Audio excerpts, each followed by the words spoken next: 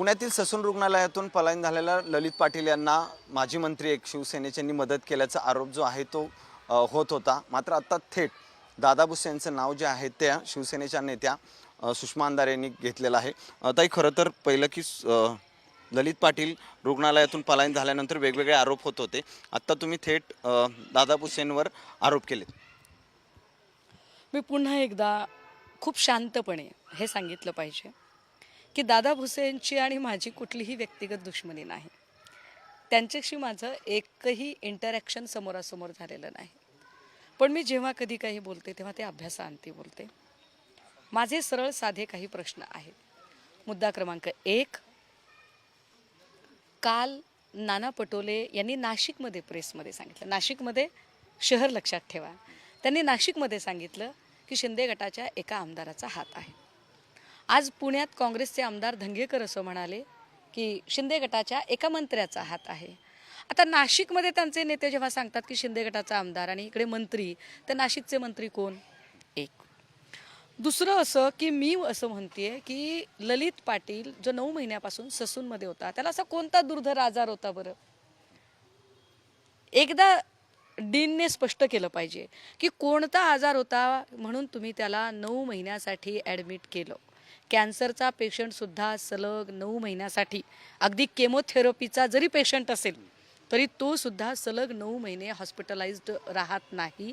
मग ललित पाटलांना असा काय आजार झाला होता, असं काय होतं की तो माणूस सलग 9 महिने होता? त्यामुळे त्यावेळेला ज्यांनी ॲडमिट केलं, मी म्हणते की दाखल करून घ्यायला फोन कुणी केला होता?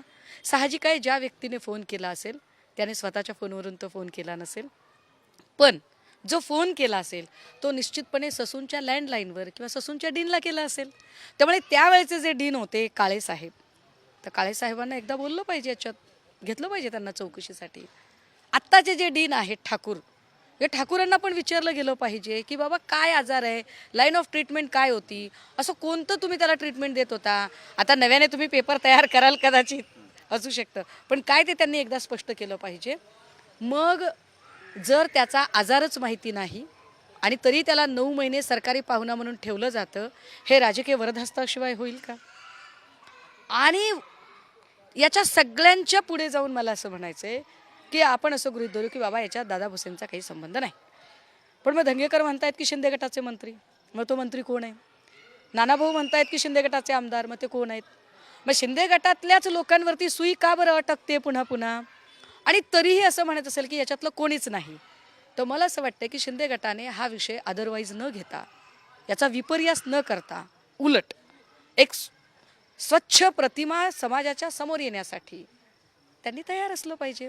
त्याच्यासाठी त्यांनी इश्यू नाही केले पाहिजे की बाबा मानहानीचा दावा करतो, हे करतो। उलट त्यांनी म्हटलं पाहिजे की जर आमच्यावर कुणी चुकूनही आरोप करत असेल तर आम्ही सज्ज आहोत। आनंदाची गोष्ट आहे, सकारात्मक आहे की दादा भुसे चौकशीसाठी तयार आहेत। आता दादा भुसे चौकशीसाठी तयार आहेत, एवढी मोठी घटना घडते, पुण्यासारख्या ठिकाणी घडते, जिथे UPSC MPSC हब एरिया आहे तिथे घडते, आणि त्यावर जसं मेडिकल बुलेटिन आपल्याकडे फार महत्त्वाचं निघत असतं, त्या पद्धतीने गृह खात्याचं सुद्धा बुलेटिन निघायला हवं। परंतु 8 दिवस झाले सन्मान्य गृहमंत्री महोदय यावर काहीच बोलत नाहीयेत। चौकशी काहीतरी व्हायला पाहिजे ना, कारण जशी राज्याची आरोग्य व्यवस्था व्हेंटिलेटरवर गेलेली आहे, तशीच राज्याची गृह खातं सुद्धा एकूण त्याचे 3-13-9-18 झालेले आहेत। कारण आपणच पाहिलंय की काही महिन्यांपूर्वी दस्तूर खुद्द गृहमंत्र्यांच्या पत्नीवरच स्पाईंग होत होतं आणि गृहमंत्र्यांना त्याचा थांग पत्ताच नव्हता। हे किती वाईट आहे। अरे, जिथे गृहमंत्र्यांची पत्नीच सुरक्षित नसेल, त्यांच्यावर स्पाईंग होत असेल, तर आम्ही कसे सुरक्षित राहू बरं? काळजी आहे ना ही आमची। कृपया देवेंद्र भाऊंनी हे अदरवाईज न घेता याला चौकशीच्या अंगाने बघावं, वस्तुनिष्ठ पद्धतीने बघावं की जर तुमच्या पत्नीवर स्पाईंग होऊ शकतं गृहमंत्री असताना सुद्धा, तर आम्ही तर किस खेत की मुली बाबा। त्यामुळे जर आता दादा भुसेजींचं मी स्वागत करते की ते चौकशीला तयार झाले, आता बॉल देवेंद्र भाऊंच्या कोर्टात आहे। देवेंद्र भाऊ काय याच्यावर ॲक्शन घेतात ते बघितलं पाहिजे। तर यामध्ये आता दादा भुसे आणि ललित पाटील यांचे काही फोटोही सध्या व्हायरल होतात आणि ते समोर आलेले आहेत। बघा, मी तर असं म्हटलं की मी भुसेजींना कधी भेटलेली नाही आहे. माझं काही कोणाशी राजकीय भांडण नाही आहे, स्पर्धा नाही आहे, काही नाही आहे. मी सरळ साधी UPSC MPSCला शिकवणारी एक सरळ साधी मास्तरीण बाई आहे आणि मला माझ्या विद्यार्थ्यांच्या भविष्याची चिंता आहे. अशा पद्धतीने ससूनच्या आवारात जर ड्रग्ज सापडत असेल, त्याचं काही रॅकेटशी संबंधित लोक असं काही होत असेल, तर मला वाटतं महाराष्ट्राची सजग नागरिक म्हणून आणि शिक्षकी पेशा म्हणून मी निश्चितपणे त्यावर प्रश्न उपस्थित केले पाहिजे आणि जे माझ्या तर्कशक्तीला वाटतात त्यानुसार जिथपर्यंत मी पोचले त्यानुसार मला जे समोर वाटलं ते मी बोललेली आहे आणि मी बोलले असं मी म्हणते. मी त्यात माघार घेत नाहीये. त्या दोघांचे फोटोही आहेत. आता मी म्हटलं त्याप्रमाणे की तुम्ही आरोप केले, त्या दोघांचे फोटो पण आहेत. आता मग त्या यावर आता दोघांचे- गृह खात्याने एक्झॅक्टली जर आता त्या नाही फोटो हा विषय मला असं वाटतं की फोटो कुणाचे येऊ शकतात. गर्दीत माझ्यासोबतही कुणी फोटो काढू शकतं. नुसत्या फोटोवरून आपण सुतावरून स्वर्ग न गाठता डीनचं कॉल रेकॉर्ड हे जास्त महत्त्वाचं आहे. ससूनचं कॉल रेकॉर्ड कोणीतरी असेल ना, तो 9 महिन्यासाठी डिस्चार्जच करत नाही, तो उपचार करणारा डॉक्टर कोण तपासलं गेलं पाहिजे.